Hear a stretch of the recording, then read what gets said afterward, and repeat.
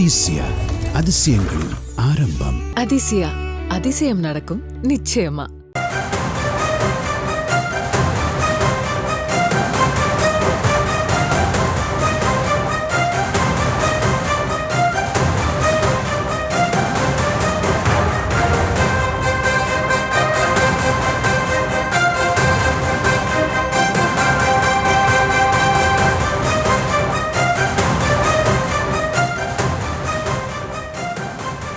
தற்போதைய அன்னை செய்தியை பார்த்துக் கொண்டிருக்கிறோம். முன்னாள் அமைச்சர் கடம்பூர் ராஜு பகிரங்க மன்னிப்பு கேட்க வேண்டும் என முன்னாள் முதலமைச்சர் ஓ பன்னீர்செல்வம் வலியுறுத்தியிருக்கிறார்.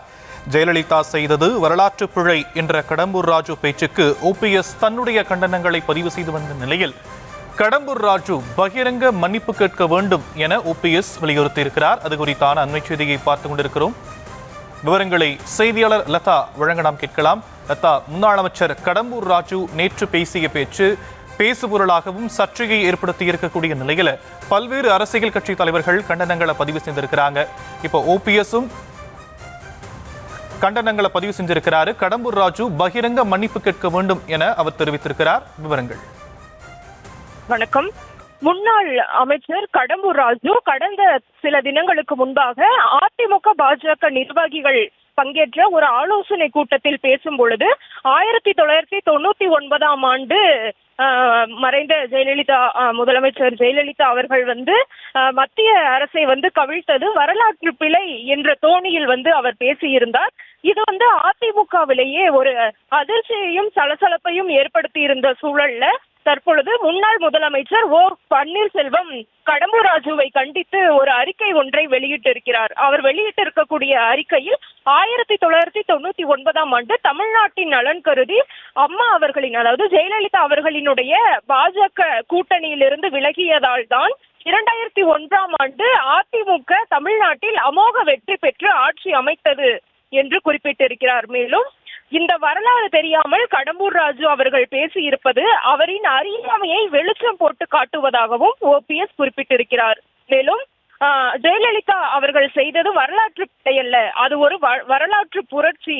அதிமுக மீண்டும் ஆட்சி கட்டலில் அமர வழிவகுத்தது. ஆனால் ஜெயலலிதா அவர்கள்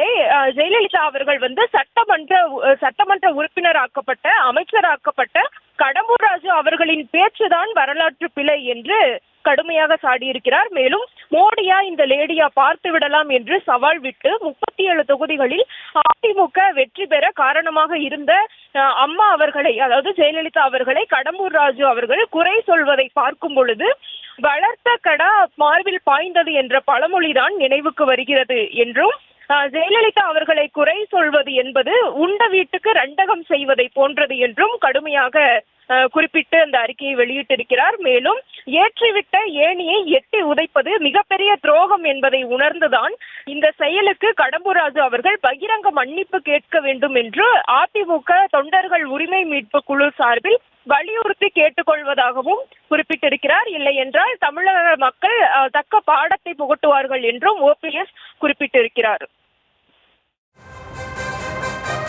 தற்போதைய விவரங்களுக்கு நன்றி லதா.